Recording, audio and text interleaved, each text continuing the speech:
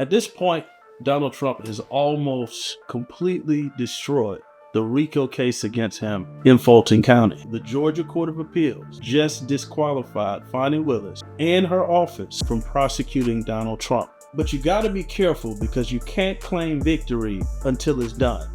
But Fani Willis does have one more card to play. Welcome to the Mr. Wilson's Got a Headache podcast. I'm your host, Dennis the Menace. Do me a favor, like the video, subscribe to the channel, and join the conversation in the comment section. Now, before we get into the disqualification, let's get a little bit of backstory so we're all on the same page. Fani Willis brought RICO cases against Donald Trump.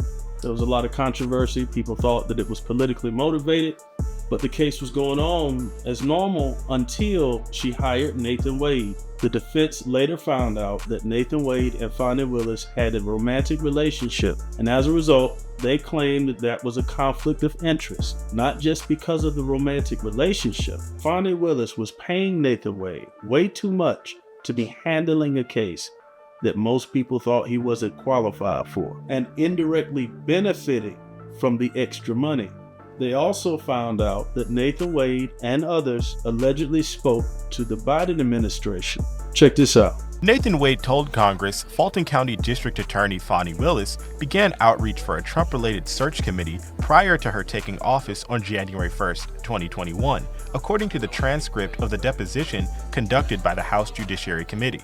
Wade also testified that when the search committees began its work, the members were searching for someone who did not have an axe to grind against Trump and eventually urged Wade to accept a role as lead prosecutor in the Trump case. Wade was forced to resign from the Trump case after the former president and several of his co-defendants uncovered an undisclosed romantic relationship between Wade and Willis.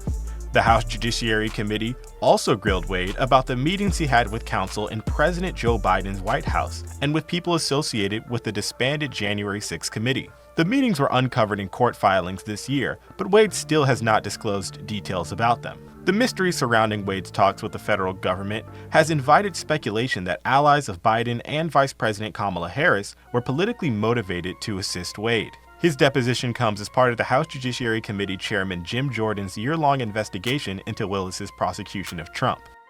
At present, Nathan Wade has not disclosed the details of his communication with the Biden administration. He's also tried to provide a viable reason for him being appointed to the largest RICO case in history, even though he's never tried a RICO case before. Now, it seems like Nathan Wade or Fani Willis and her office has played some decent defense, but unfortunately, the connections continue to be made, and most people aren't convinced.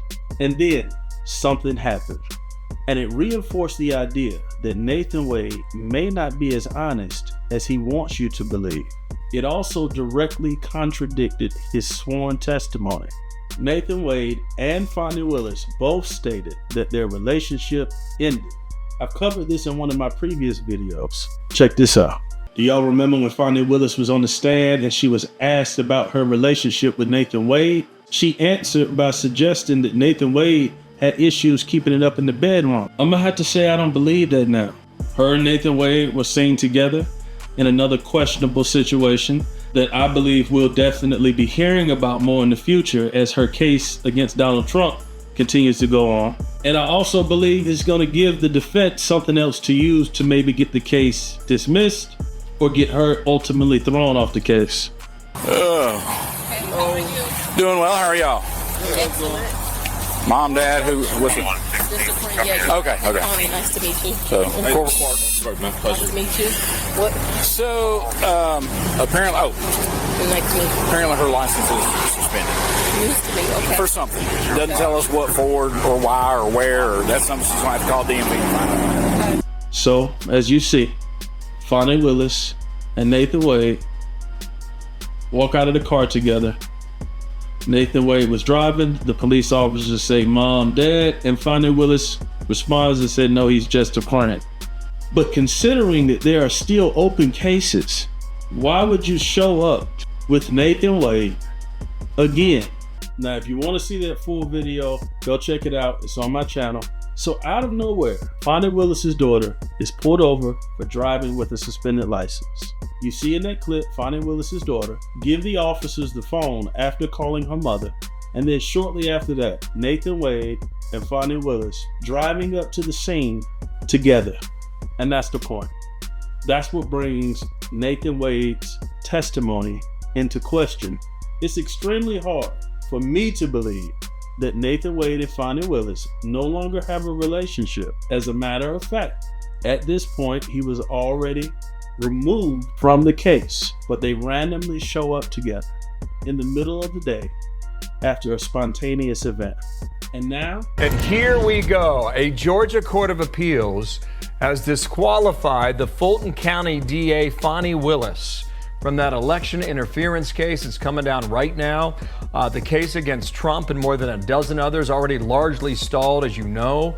The new ruling means that it will be up to the prosecuting attorney's council in the state of Georgia to find another prosecutor to decide on the case, to take it over and make a decision as to whether or not they continue with a prosecution of the incoming president. And former Deputy Assistant Attorney General John Yoo is here.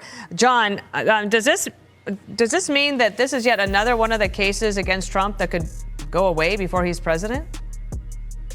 It's another example, Dana, of this lawfare campaign that was waged by Democrats, boomeranging back on them and falling all around their ears. Anyone who watched this trial, remember, this is the DA who claimed that the entire Trump re-election campaign was something like an organized crime racket that was intending to deprive everyone of our civil rights to vote. But remember, we saw the dramatic testimony over the summer of how DA Fani Willis had hired her boyfriend, essentially, to be the special counsel, overpaid him, and then had him investigate and bring charges against Donald Trump. It's a complete conflict of interest. And if you take a quick look at the Georgia Appeals Court decision here, that's what it says. There's such an appearance of impropriety, an appearance of a conflict of interest, that Fani Willis should not be the prosecutor. I think this spells yet another case that's going to have to either be suspended or more likely just ended and tossed out. It's hard for me to see another Georgia district attorney wanting to take up this flawed case and try to prosecute Trump on these theories that his re-election campaign was some kind of criminal organized crime enterprise. Fani Willis has one more chance with the Georgia Supreme Court. She can appeal her disqualification, but most legal experts say that they don't believe the Supreme Court will even hear the case. And if her disqualification stands, the case will have to be moved to another DA's office. That DA will have to decide whether the case is viable as something that they believe that they can win. If they don't believe so, they can simply dismiss the case. It really depends where the case lands, either in the Republican area or a Democratic area.